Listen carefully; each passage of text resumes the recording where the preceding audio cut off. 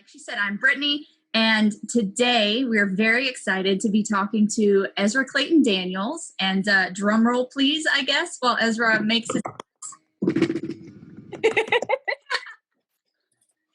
Ezra is the creator of Bottom Feeders, and if you want to interact with him on social media, it's at Ezra C. Daniels.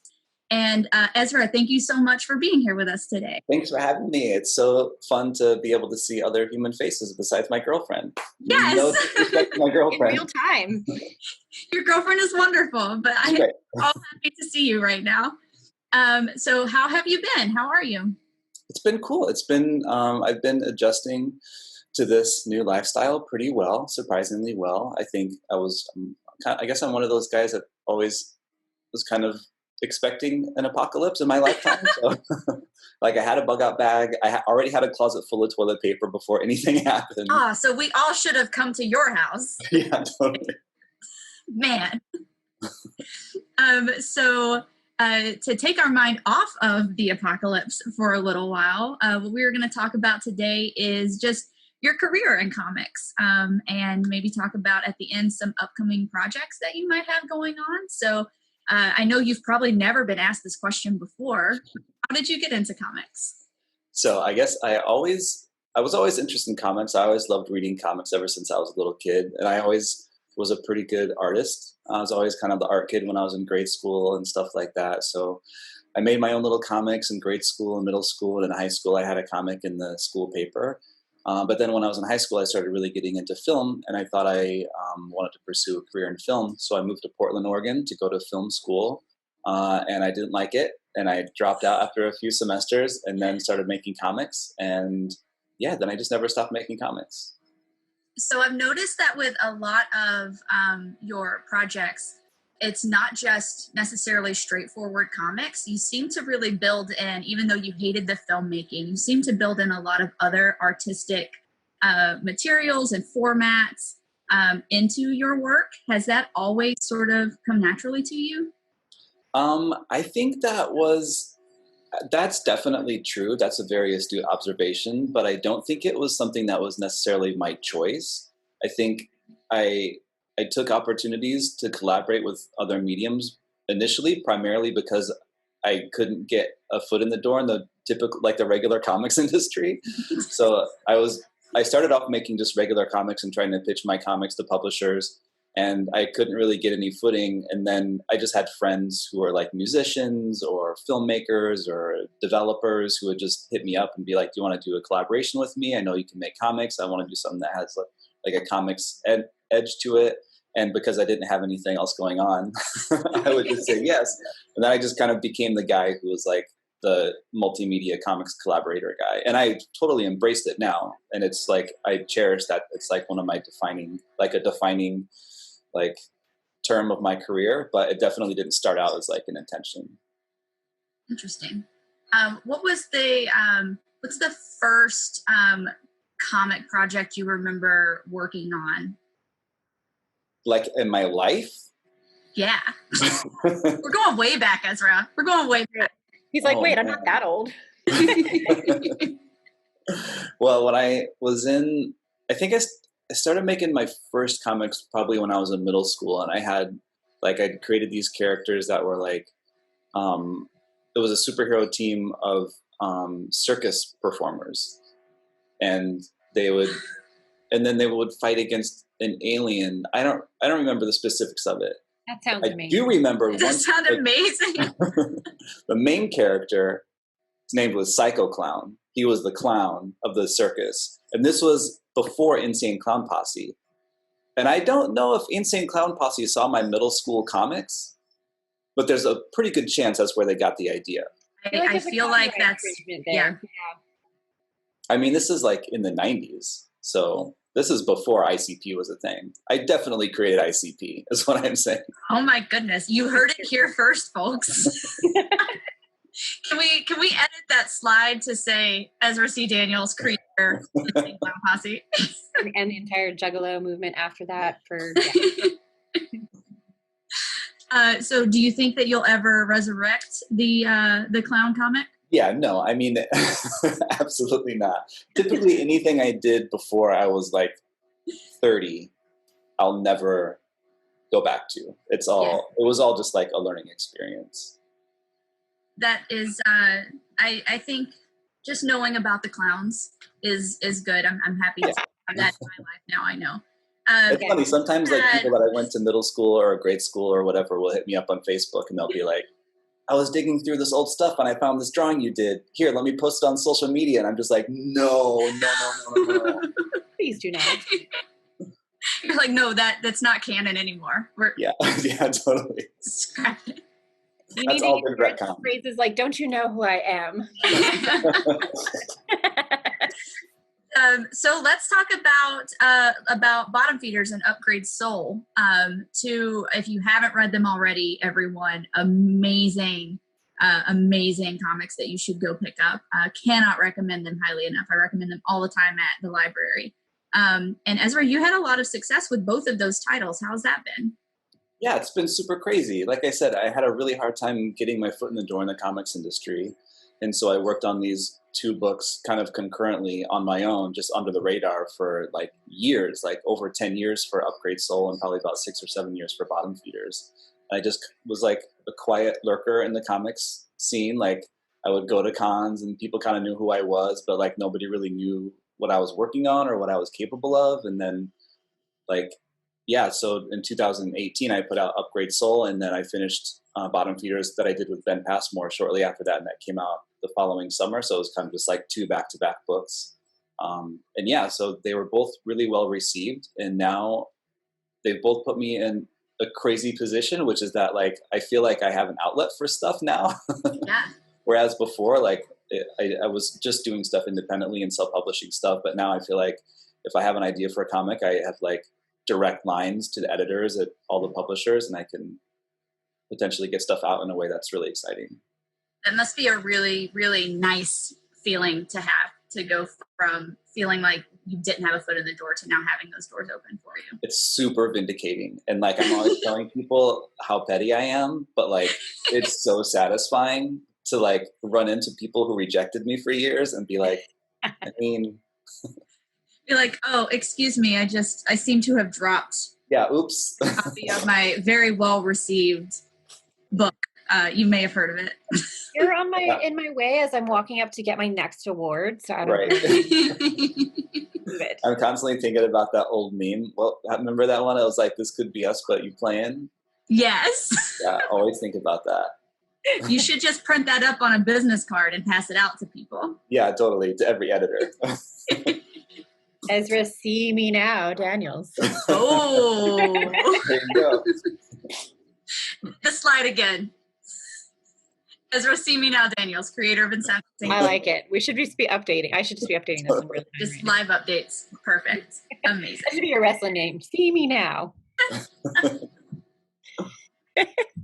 Oh my gosh. One of the questions that we were asking people yesterday on our live stream was, what was the last con that you attended before the end of the world as we the short term right now? Crazy. My last con was I think it was Cala in Los Angeles. Okay. How was that? When was that? That was in December. Okay. So you had a good one. And Brittany, did you make it to C2E2 or? I did not. I think my last one was New York back in October. Wow, that was a long time ago. It's been I did. A long time. I just remembered I did Black Comics Arts Festival in San Francisco in February. Okay. So that was How was that? How were both of those? That was in January. It was like late January, early February. That one was a great show. And that was definitely like right before I think it was like before people were really talking about coronavirus, but it was like shortly after that we first started getting news from China and stuff. Yeah. We did locally San Diego Comic Fest, and there was already talk about coronavirus, and we're like, is this thing going to get canceled? And we went forward with it. But I just remember that kind of there was like an air hanging over us of just like, we're just going to not shake hands or high five at this thing right now. It's so crazy how fast everything escalated. Not that this is what I'm sure every conversation is going to go here, because this is like the only thing that we're all experiencing simultaneously. Yeah. But I was just chatting with a friend of mine who like I was having coffee with like 2 or 3 weeks ago. Just like I don't even think we talked about it. It was just like we were just hanging out, like drawing or drinking coffee or whatever. And like 3 weeks later, it's just like complete pandemonium. I did the Public Library Association conference in late February, early March. I made it to that. Yeah. I did. Yeah. I hosted a LibComix lunch meetup there. Nice. And it seems like that was 5 years ago. Like, so crazy now. But I remember we were all just kind of vaguely aware that there was a virus like somewhere and that it did something. But it's so wild to me that like that recently I was in a group of, hundreds of thousands of people and on an airplane and like really fully aware of what was about to happen just a few weeks later. That was literally, I remember the conversation at the library being like, oh, it's just going to be like the hepatitis outbreak out here in San Diego that we had with the homeless and everything. We're just going to have to take extra precautions, add some hand sanitizer. We're going to be fine. And I had this little voice in the back of my head that was doesn't seem like it's going to be that fine this time. I don't know. I didn't know it was going to get to this, but I was like, this doesn't feel the same somehow. And here we are. It's sort of like talking about where were you at on 9/11 when, when you found out about that, or like, where were you? Yeah. Just kind of the last. Was there a tipping point for you guys when you realized that like this was going to be something bigger than you thought? Brittany, what happened at your library? How did that, because a part of this is also librarians and educators for this series. How did your library handle it? So for us, our experience was the experience of a library in proximity to the greater New York City area, and seeing how things were happening there, sort of across the border from us. And I think for me personally, the day it sort of like clicked for me was the day that New Rochelle, which is a city in New York, maybe about half an hour from my library, had the National Guard called in. Oh, wow. To sort of like fence off a suburb of New Rochelle where things were escalating really quickly with the virus. And that was sort of the day where I was like, this is not like anything that I've ever seen before. And our library administration was following it very closely from the beginning, and really didn't waste any time at all in saying, no, we're closing the doors. And so we're all working from home now, finding ways to make the library work out of several houses rather than one building.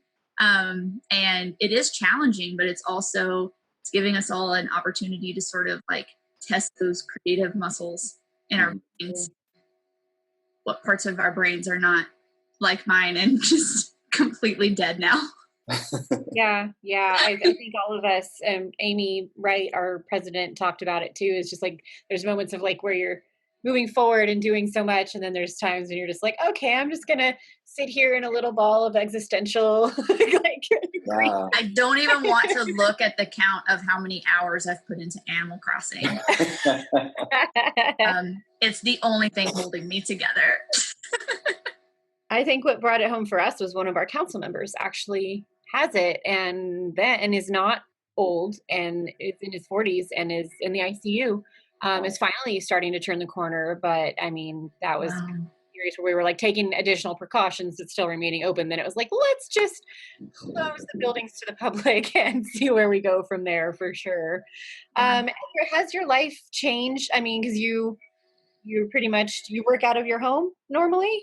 I do. I actually, I got a job in a TV writer's room, like 3 weeks ago. So I just started working in the writer's room of a TV show, and I was going into the studio for the first week. We were all meeting up together, and it was just like a normal TV writer's room. And like over the course of that week is when things really started to escalate.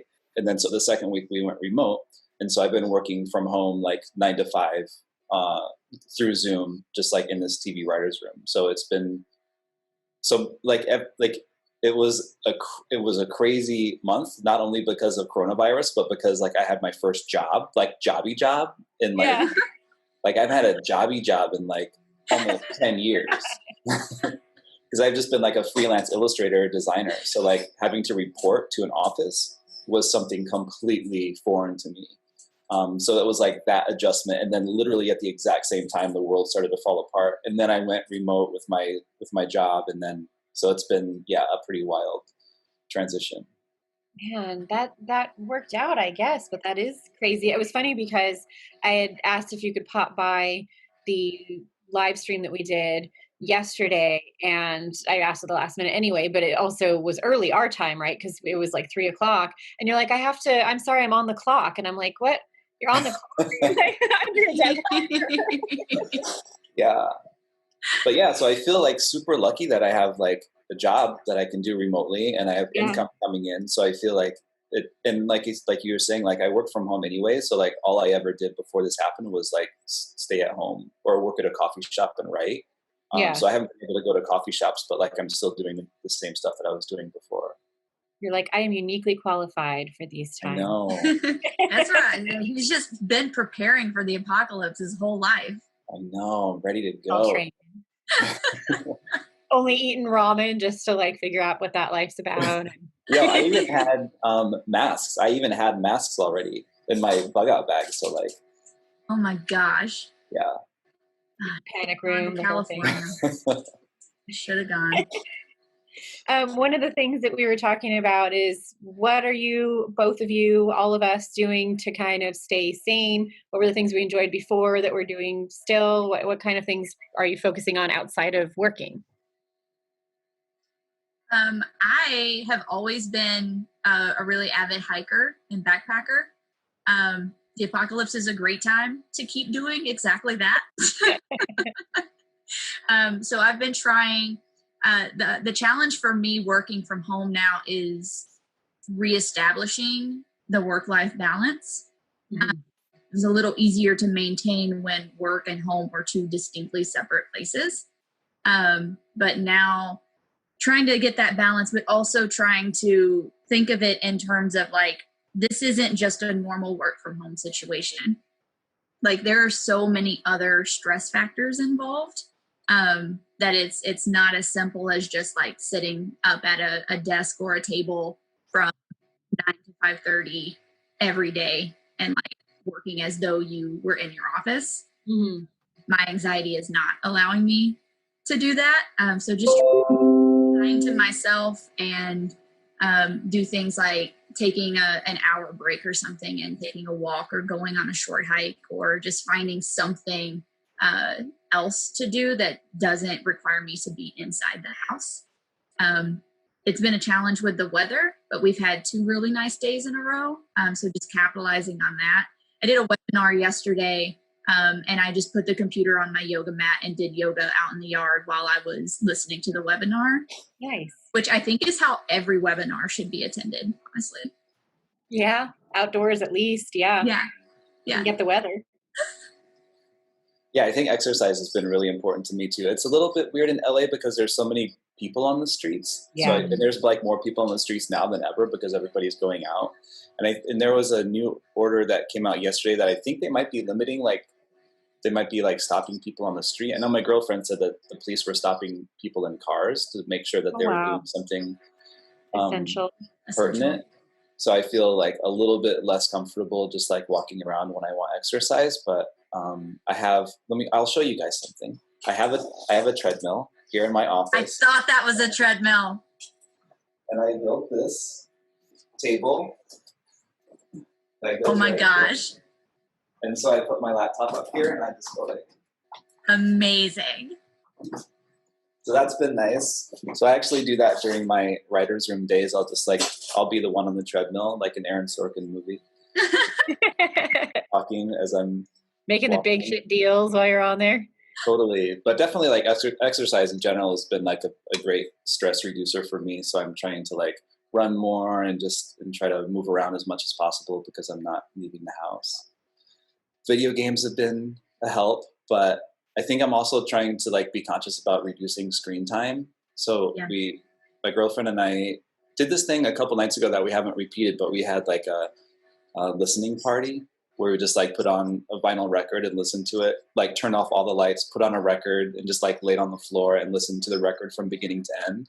And it was like, it put us in such like serene headspace that like after the record was over, we turned the lights on and we just like had no desire to check social media or check our phones or anything. We just like talked for an hour, which was just like, it's crazy to realize that it's like rare for us to do that without like the distractions of like a phone or a device or like something else going on, but just like to sit there and talk for an hour was really nice. So I think we want to try to like de-screen a lot more too. Really neat. I've been thinking about how this is like, in addition to how terrible it is and all the bad stuff, it's such a good opportunity to do like a full reset and get out of some of those habits that we're used to.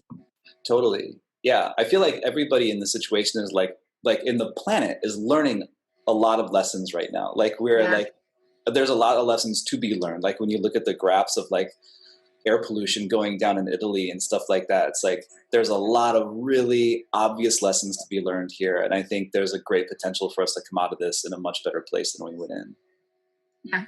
Yeah, I think from a young family perspective, I know boring, but I think that families have an opportunity to get more involved with one another and kind of get closer, because you're either going to kill each other or you're going to get closer, or all of the above in turn. But that's kind of what we're experiencing too, is it's just like we have each other and that's enough. And that's, it's hard to get groceries. Like it's weird. San Diego, I know LA's had a lot of locking down of things. San Diego has closed parks, which would be okay because I understand like the playground equipment. But like the open fields, they're closing the fences around the open fields. And so you can't even like set your children free to just go run.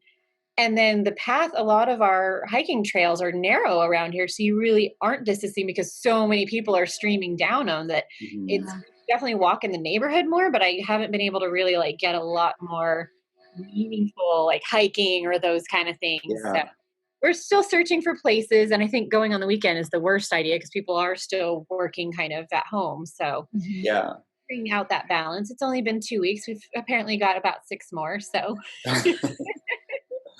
do you guys have, Brittany, you have a yard that you can go into, right? I do have a yard, which has been when I decided to rent this place, the yard was like the big reason that I rented it. And then I've been here for 2 years and very rarely used the yard. And then all this week I've been like, oh my goodness, like making up for lost time. Thank goodness I have the yard, because I think I would just go crazy if I didn't. And you've had good weather then? We've had, it's been on and off. It's been pretty chilly. When I can find a sunbeam, it's pretty warm there. So I stay out there and just chase the sun around the yard until it disappears. And then I come back inside. That sounds magical. Yeah, it's been like, I mean, in LA and San Diego, like it's never that cold, but like it's been like 60, like low 60s. I'm just like, it's too cold to go outside. So like we have a balcony right here that you can see. That's like a nice place to sit outside, but like I haven't used it because it's been like, it's 65 degrees. It's too cold. For sure. Yes. And we had hail the other day. We've had rain a lot, and it's been like, what is that about? We don't pay Southern California prices to have weather. It's supposed to be perpetual sunshine here. So another question that we were asking everyone yesterday was, do you have any bad coworkers? And by bad, it can be, your significant others just being annoying now that you're working from home, or if you want to put that on blast, or like pets, electronic equipment going crazy. Just, is there anything impairing your ability to work from home? No, I don't think so. I think I've like I said, I've been working from home and working in this capacity for so long that I feel like I'm pretty good at like ignoring most distractions. Although I will say my neighbors have gotten annoying because everybody's home, and like I have neighbors on all sides of my apartment that really like loud music. And so like there's kind of no escape from it sometimes. Like usually if like one neighbor is being loud, I can go to another room and I can't hear anything. But like like feeling the bass of like music, it's like feeling the pattern of bass. It's like Chinese water torture for me. Like if I can feel it and it's a pattern, I cannot ignore it. So that's say something. Brittany, any bad coworkers? No, I've had the opposite. I'm home with all of my plants, two of which you can see here. And so I actually am giving them the love and attention that they should have been getting from me forever and haven't. And so they're thriving. And so, I mean, it's all good here. Nice. You guys are, I have 4 bad coworkers. I have the 2 kids and the 2 dogs. Mostly, when I saw your children, they were dinosaurs and unicorns. Yes, they're dressed as dinosaurs and unicorns right now. And all the stuff they would be doing outside, like throwing balls, they're throwing balls like right now in the house.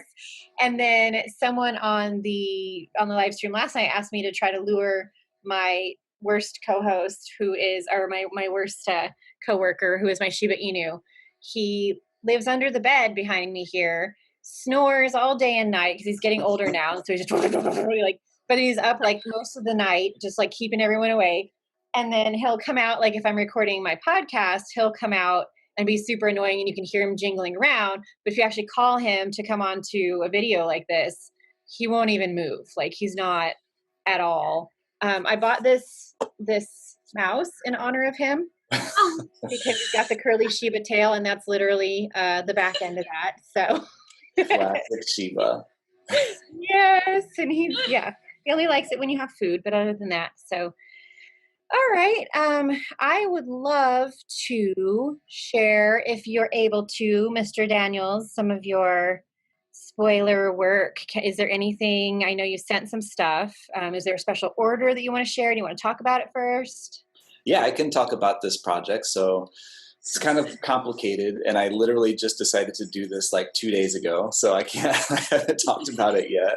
But in 2008, a long time ago, I was commissioned to create a full-length graphic novel project in collaboration with a Chicago-based chamber orchestra called Fifth House Ensemble.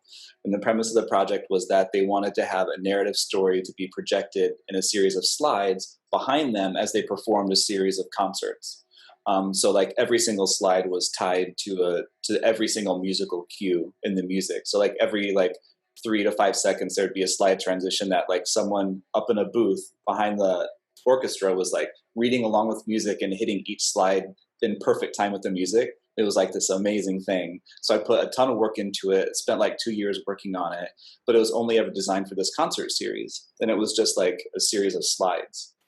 And after the concert series, I just never took the time to reformat it into print, or I never posted it online. So it was just like this lost graphic novel that I did that only people in Chicago, like only classical music fans in Chicago had ever seen. But the story was about a black plague. It was about a black cat trying to survive the Black Plague in 1665 London, which was the last major outbreak of bubonic plague.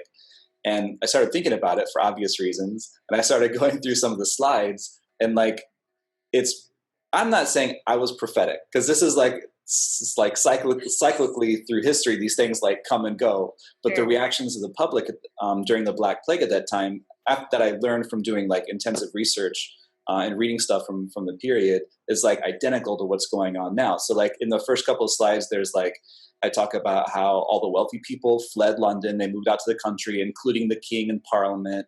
All these like superstitions started to rule people, it started to govern people's behavior. So people weren't listening to scientists, they were listening to superstitions that told them that black cats were the ones that were spreading the plague. So the story follows a black cat who's being like superstitiously persecuted by a superstitious populace in London. So I decided to go through and reformat the comic to fit Instagram slides. So I'm reformatting the whole thing. I'm going to start posting pages this week, Monday-ish. This coming week, I'm going to start posting pages from this thing. And I haven't decided how often, but probably like once or twice a week, I'll post like a group of 5 or 6 pages. Nice. I'm going to go to it now, what you posted on your Instagram page. What a cool concept. Let's see if we can pull it up easily enough. How's that looking, guys? That's great. That's really cool. So cool. Here. Ezra. And today's Catter Day. which is why I wanted to post something Saturday. today. Ooh. Perfect.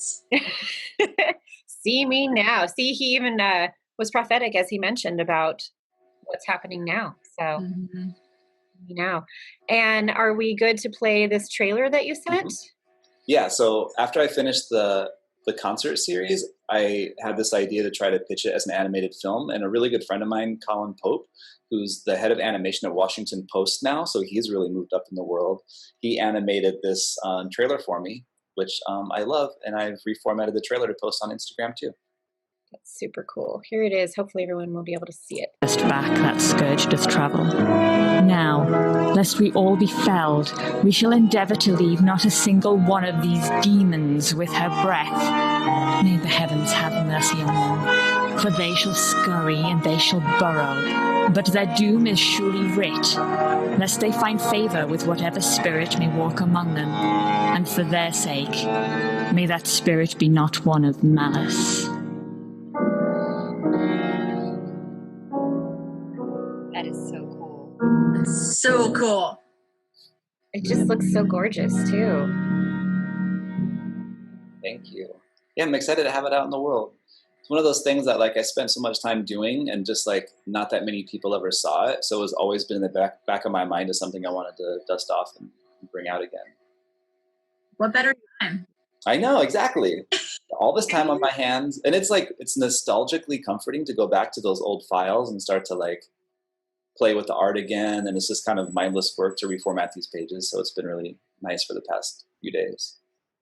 That's super cool. And Because of that comment, I just want to circle back around. Do you think maybe it might also be a similar feeling to revisit the clown comic? Absolutely not. I'm going to keep trying. First of all, clowns were so last year. Was it last year? Yeah. No, I don't even know anymore. Nobody wants to see that comic. I actually wanted to mention something. I meant to bring it up earlier. You have Upgrade Soul as some kind of like a 3D app for the phone. Is that correct? Yeah. So Upgrade Soul, that's another super complicated multimedia collaboration that I did. But Upgrade Soul was actually originally designed to be an interactive app for iOS, and we launched it originally in 2012. And the idea was going to be, it was like a serialized comic. So every few months we would launch a new chapter. We got about halfway through before we just kind of ran out of money, and we put the project on hold and pulled it off the App Store. And then I kept on working on the comic. And when I finished the comic, I pitched the finished comic to publishers, and then it got published, and then it got all these accolades and stuff. And so on the wave of like the good press it's gotten, we decided to invest in finishing the app. So we relaunched the app earlier this year, at the end of last year. And it's like it's a free download. The first chapter is free, and then it costs like $8 or $9 to unlock the whole thing. But just yesterday, we decided to make it free, so you can download it for your iOS device. So it only works on iPhone and iPad currently. If we make any money on it, then there's certainly an Android port that will put together. But those ports are just expensive to test and stuff, so we just need to make some money on it first. But it'll be free until Friday, April 3rd.